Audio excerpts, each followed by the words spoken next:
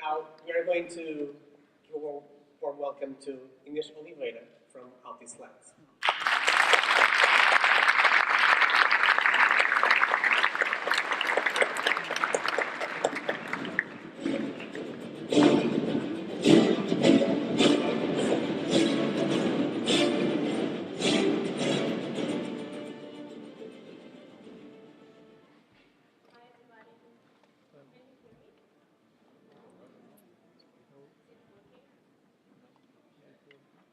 Can you hear me? No. So the last one before lunch, this is going to be a challenge. Please say with me. This is us. Although we're much more than that, a big part of us is what we do. At AlumniEI, we think, build and deliver technological systems for telecom operators. We breathe technology. We aim to go far. It is a world of engineers. Mainly, we see technology, we see requirements, and in this kind of world, it is really important to have a UX team among other teams. And why is that? Because, first, we see people, we see users. We are crazy enough to see systems as people. Engineers build complex systems. We manage them to be usable. Together, we create magic, and that is why our own UX team is part UX designers and part engineers and developers. I'm an engineer myself, surrounded by the greatest team, and thank you so much for having me here as a representation of my team and of my company. It is the greatest honor. Going a bit deeper, while not trying to lecture you, we understand the digital workflow as a set of four main stages, four main steps. When you want to buy a product or service, you go to a store, or as most of you here most probably do, you go online and check for the products and services available. At this stage, you are at offer browsing. You browse the offers available, and you start building an internal opinion and will. Moving to the next stage, you are at offer subscription. At this stage, you decide to buy the product, to subscribe the service, and you become a client. When you use the product, when you use the service as it is yours, you can modify the product, you can even cancel it. At this stage, you are, as we call it, at usage. And finally, whenever you have a problem, you simply connect to customer care. So looking at these high-level stages as simple actions that you as a customer may take, underneath there is much more to it. There is a set of complex systems and processes interconnected that allow you to go transparently through these stages in a lighter or heavier way, maintaining a happier or not so happier mood. At the telco world, we understand these processes, these systems, split it into two main areas of influence: the business support systems, or BSSs, and the operations support systems, or OSSs. Business support systems, simply put, is everything that faces the customer. Everything that allows the business to function properly and to be profitable. The operations support systems, on the other hand, is everything that is network-oriented. Everything that allows the network to function. For example, network design, network monitoring, configuration, fault management, infrastructure security, service fulfillment, quality assurance, whatever. So, I'm here mainly focusing at the telco world, while many customer service representatives work in customer call centers, but many others can be working in banks, insurance agencies, in stores, whatever the business is, as long as it keeps a relation, a contact with the customer. So whenever you go through the stages that I've just described, what happens underneath? Underneath, whenever you're using a product, or first of all, when you're looking for a product, you're browsing an offer, someone has to make sure that that offer is commercially available. Someone has to make sure that underneath the correct infrastructure is installed, that is working properly, and that the services are installed. And whenever you call, someone has to be there for you, answering your call. knowing about the services available, knowing about the processes to pursue. And whenever you use your product, someone has to make sure that your product is available, because if it isn't, you're just going to cancel it. And when you do, we have a problem. That problem must be registered, a ticket is open, a field team goes there physically and solves the problem. And the occurrence is registered, and the field team just needs to move to the next problem. So underneath, we have a lot of complex systems that support complex workflows, complex processes, and these are the systems we work for. You, as a customer, you're not our client. Our client is the operator, and our user is the tech guy that works for the operator. Our user has a strong technological background, is really focused, trying to be efficient every time, and he has little time to inspect and to act. And they suffer lots of pressure from management, from clients, from their peers, but in the end, they're just human, they're not machines. The operator is one of the things I want to talk to you about because they really shape our user. We characterize the operator using three main vectors, being them culture, business, and dimension. For example, just imagine a large operator. They're probably organized in large teams. These teams will have, they are really focused. Maybe they're just working on 1 to 2 technologies, and maybe they are organized to be working in shifts. If we have a smaller operator, smaller one, we might have smaller teams, but their influence, they'll be working on more technologies because there will be less teams and smaller teams. And they will not be working, for example, in shifts. And our systems have to translate these kind of differences, the different value chains, the different business models. We have to be careful about the transition between our systems. We have to be careful about the information that is kept within our systems. For example, a tech guy that works in shifts. So the next one that arrives can be contextualized. So this is it. Different operators, different teams, different users, different needs. And how do we do this? How do we translate these kind of problems, these kind of features into our screens, our user interfaces? And I'm going to tell about this, split into 6 main groups. The first one, business is imperative.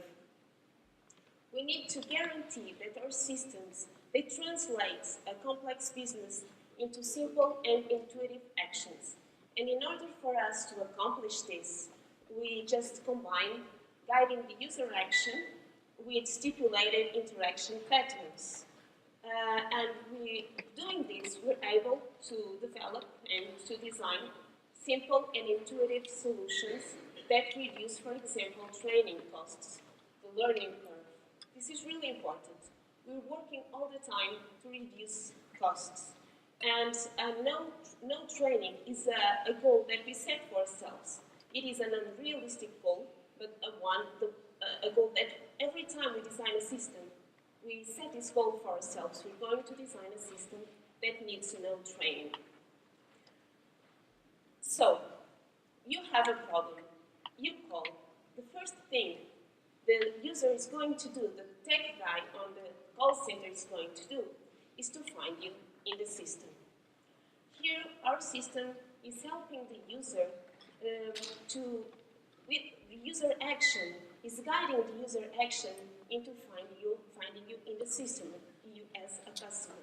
And we really balance between these kind of screens and, for example, dashboards, which show lots of information. It is really important that whenever a user accesses a system, that in the screen he is able to access 50% of his vital job functions. And with 2 to 3 clicks, he's able to access 50%, 80 to 90%, of his job functions. So, The user enters the system. He is contextualized on your information as a customer. Contextualization is critical within our systems because we have lots and lots of variables. So the user needs to be contextualized every time, being it on your information as a customer, on geography, technology, whatever. Because if he isn't contextualized, his mindset is going to be lost and the customer happiness is going to be compromised. We're also working with lots of information and critical information. We're hearing all the time from our clients that pixels are expensive. We need to show as much information as possible in the same screen. And it is important to guide the user attention into critical information. In order for us to accomplish that, we use color, we use images. Here you have an example of a color and images picture. If you imagine this picture in black and white, you can see that we are using the lower icons to translate the same feeling that color does, because we're working on inclusion scenarios as well, mainly for crime actions. Here's another example of using color to show critical information. We also use color to communicate emotion. But here's another example as well of keeping records safe, keeping history. And this is important because we need to follow the standards. We need to keep the history for legal reasons, but not just for that, mainly because we need to keep the user contextualized every time. For example, here you have a space where the user can save notes. This is important because if this user works in shifts, the next guy that arrives there can see the information is just left, can see the customer problem, can know what happens until that moment. So keeping history is very important, not just for legal reasons. I've already told you that our systems hold lots of information. It is important that our user is able to organize that information according to his needs on the screen, according to his tasks, the frequency of those tasks. It is important for him to be able to do this, and that is why we create UI elements and we customize those UI elements in order for him to do this. It is also important to balance between these kind of screens and dashboards and portals, as I've already told you. As dashboards, for example, allow the user to move the widgets from place to place, and, for example, use strategic areas of the screen to show critical information. Because we have to have lots of information at each screen that we show, it is also important to use minimal size for header and footer, and to allow the header and footer to hide whenever the page scrolls. We have to balance between smart systems, smart interfaces, and smart users. We're talking about technological users. At this stage, the user is running a self-management form. At each step of this form, the user is asked if that step was helpful. This way, the system is able to learn, and each time the user runs the self-management form. The next time that a customer calls with a similar problem, the system is more prepared to guide the user, to guide him better and faster. But because we're talking about a technological user, it is very important to leave some room for him to proactively act according to the customer needs. So the user he has to be able to just skip this form, and for that to happen many times, we just provide fast links. The user himself is not the only one looking at the customer information. His management is also looking at information, your information as a customer, and many other customers' information. So we need to guarantee that our systems provide different perspectives of the same information. For example, Management are the ones who create the filters, who define the filters, that filter the information that the tech guy can see. They're also the ones that define the processes that the tech guy has to pursue. So they need to have different access privileges. They need to have a different perspective of the same information over the same system. And they need to decide which information to see first, at which format.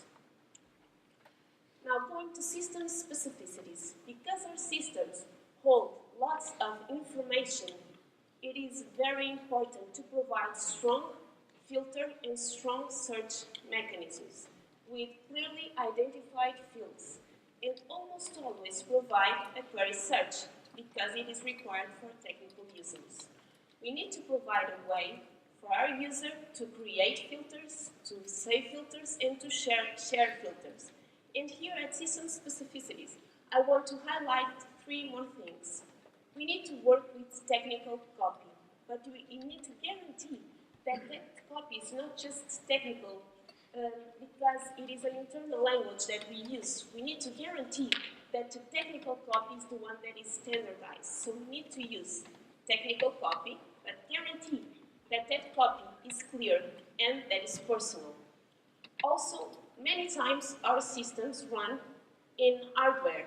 For example, the boxes you have at home that provide you your TV service. Our systems run on that kind of hardware, which has strong space limitations. And because of that, we need to be really careful, for example, with the size of the images that we use, with the font icons that we use. And finally here, many times the same system has to support different business models. For example, we may have a system that is presented to an operator as a standalone system, and the same system being in a different operator as an incorporated model of a different product. So we need to guarantee that the same system is able to support these 2 business models in a simple and cheap way. In order for us to accomplish this, we mainly work with color and branding. So, we're talking about technological systems, which are many times used by small teams, by a few users. We're not talking about B2C applications, but the usage of these systems is critical. The interaction of our users with our systems is critical for the business of the operator to function. So we're talking about the user experience of these systems, usability of these systems, and it is a big deal.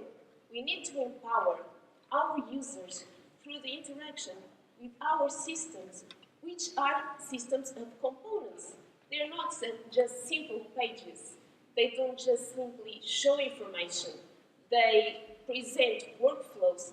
They guide actions. So vision design must be reusable and must be consistent. How did we get here?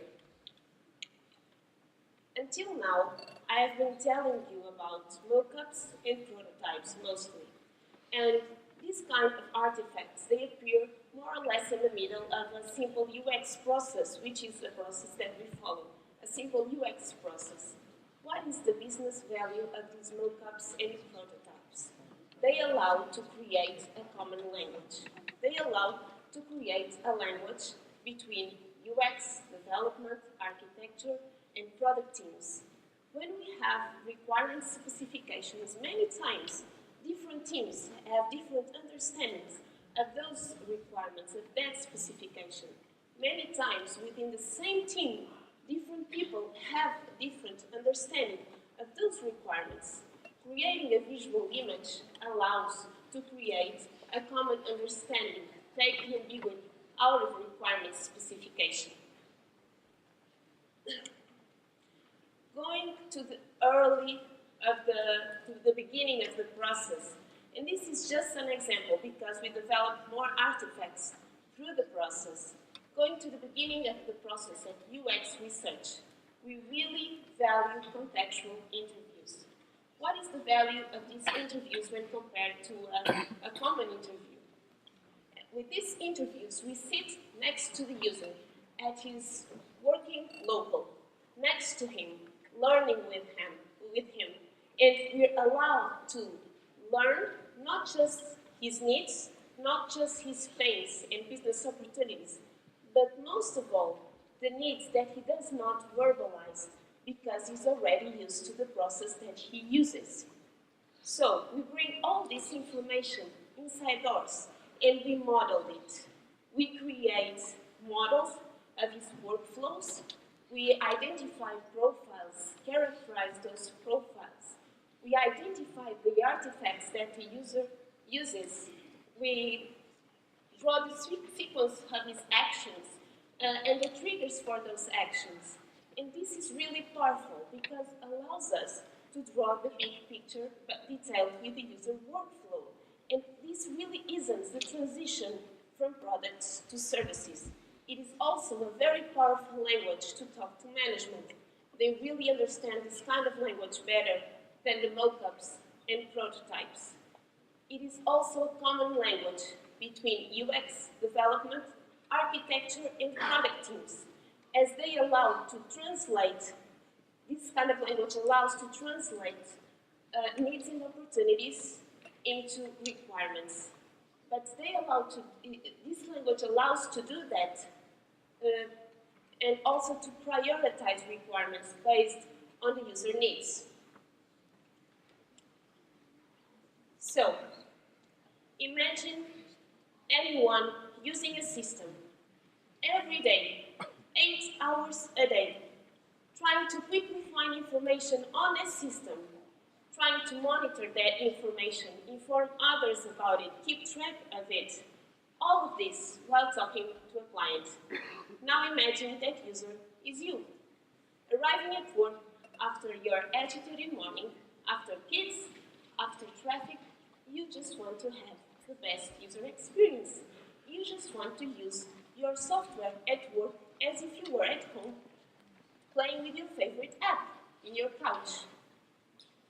So, despite we're building and designing products to be used at work, we do it for people. We're constantly working to shorten the distance between systems and people, between technology and emotions, and to bring emotions into our systems, and for those emotions to go through our systems into the people that work with them. We do this by using color, images, and copy. We're also working more and more in inclusion scenarios as we're expanding to Middle East. Left to right is not the only way we see our systems today. Culture is a big deal to our systems. And so, finally, this is us. Although technological savvy, we're all just human. And developing and building and designing products to be used at work cannot be an excuse, as Amanda Linden so simply put it, for bad design and for bad user experience. It certainly isn't an excuse for us. Thank you.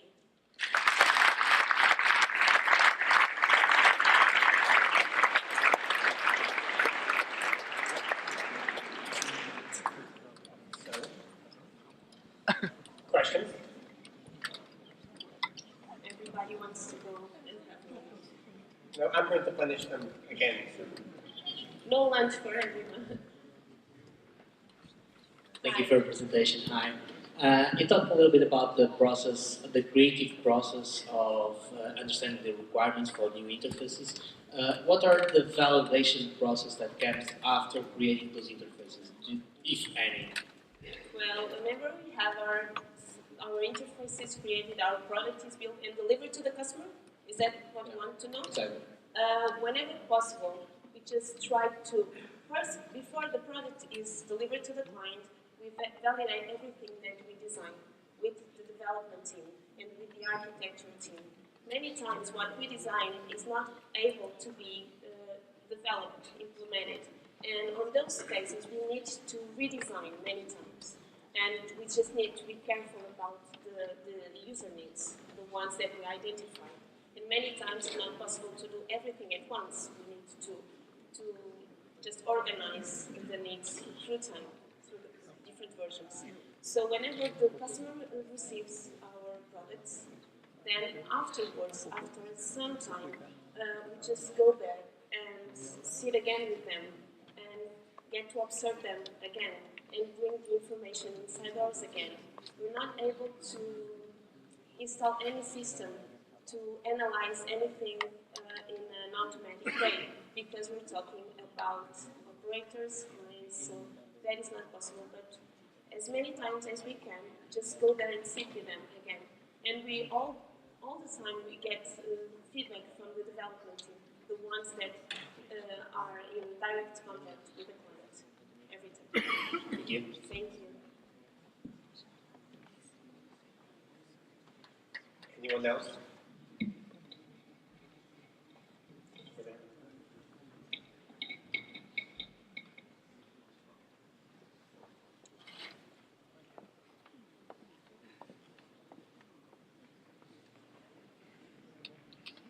Hi, good morning. Hello. Congratulations on your presentation. Regarding the needs that you identify with your final users, you mentioned briefly usability and things like the number of clicks that your user needs to do in a specific functionality or requirement that you identified. My question is if when you write those requirements, if you also specify clearly things like usability requirements like the number of clicks or others like messaging. We don't specify the number of clicks, but we're worried about the flow of the actions that the user has to follow until he gets to the main actions. And these kind of actions, these are defined as requirements. As we specify the different screens and the ones that show first, we just introduce that kind of needs into requirements with the development, product and architecture teams. But we don't go as low as identifying the number of clicks. That is an analysis we do afterwards.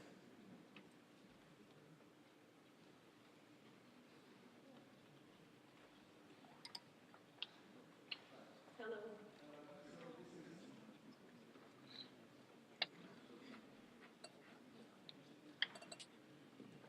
Hi. So this is a more of a generic question, but so UX might take a long time to develop. Sorry, I didn't. UX, like to develop the whole experience, might take a long time. You have to meet with potential users. You have to think, design, iterate, and through this process, you might be losing some users. Not in this use but in a case. typical. So where's the threshold between like shipping and designing the experience? If I don't answer to your question, just tell me. But we're always worried about we support our work in different models, different processes, different tools, but we're always working to adapt these kind of things that we do to the development life cycle because we're not able to be in 1 year just running the UX process. We need to shorten that. We're always identifying the steps that we can skip, and many times we're not even able to talk to the users. And if we're not able to talk to the users now, we just try to talk to them later. Did I answer your question? We're always trying to adapt these models that we use to the time that we have, because the time that we have is not, we don't organize the time. The UX team does not organize the time. We answer to the product team, to the architecture team, to the development team, and we need to guarantee that we are within schedule, that we are just providing our services with the schedule that they set for us. So we need to be really flexible. But what we do is that if we can't do something now, we'll try to do it later. And this is how we work. It's not a perfect world. Okay. Thanks. Thank you. Thank you. Thank you. I have time just for one more small question. Feel the pressure. Hi, good morning. Hello. First of all, congratulations for your clear presentation. Thank you. So, in the very end of your presentation, you referred to expansion and the cultural concern that this expansion brings. So, can you give us some insight or some specifics, or just a few situations where you actually saw these cultural differences playing an important role on adapting your business, your applications, you know? So we are expanding to Middle East. Altis Labs is a growing group, and we have clients in Israel and any more countries in Middle East. So what we've been working on until now is turning left-to-right systems into right-to-left systems. This is not as linear as it can be thought of, because although we're translating everything to right to left, not everything can be translated. For example, I think time, Paulo is here, time and other information cannot be translated. It is shown here. Also, we're very worried to work with color, because color translates emotions, and we cannot be using a color that just offends the users, and we cannot be using some images that offend the users. And we're doing some studies on this, and we're being very careful about this. This is our Thank you so much. Thank you. This is it. Thank you, Inês.